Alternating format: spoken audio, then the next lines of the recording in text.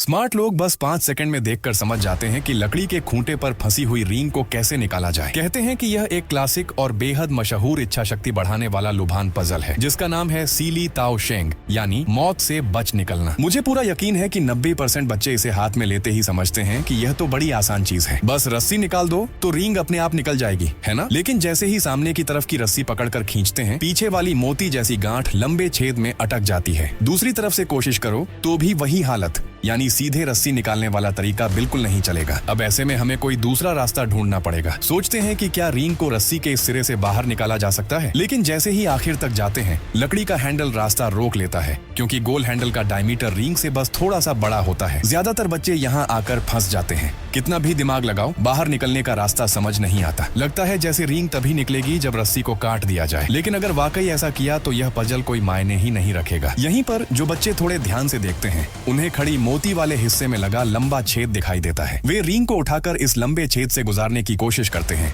ऐसा लगता है कि शायद काम बन जाए, लेकिन नतीजा फिर वही। दोनों छोटे मोती रास्ता रोक देते हैं और रस्सी पहले से ज्यादा उलझ जाती है। सच में हर कदम पर जाल, हर कोशिश में मुश्किल। तो रींग आखिर निकलेगी कैसे? आप लोग जो स्क्रीन के सामने बैठे हो, क्या आपके दिमाग में कोई और तरीका आ रहा है? अगर हाँ, तो जरा अपने छोटे से कीमती हाथ से एक फ्री वाला लाइक दबा दो ना। आपका सपोर्ट ही मेरा असली मोटिवेशन है। अब ध्यान से देखो, उलटी सोच लगानी पड़ेगी। मोती बड़े हैं इसलिए अटक जाते हैं, लेकिन लकड़ी वाला आखिरी हैंडल सीधा खड़ा करके अंदर से निकाला जा सकता है। फिर एक हाथ से मोती पकड़ो और दूसरे हाथ से रींग, दोनों को ऊपर मोती की चोटी तक ले जाओ। रींग मोती के ऊपर से निकल जाएगी और दोनों को दाएं बाएं अलग कर दो। अंत में रींग को रस्सी की राह पर चलते हुए उस छोटे से गैप से गुजारो। हल्के हल्के रस्सी खींचो और रींग बाहर।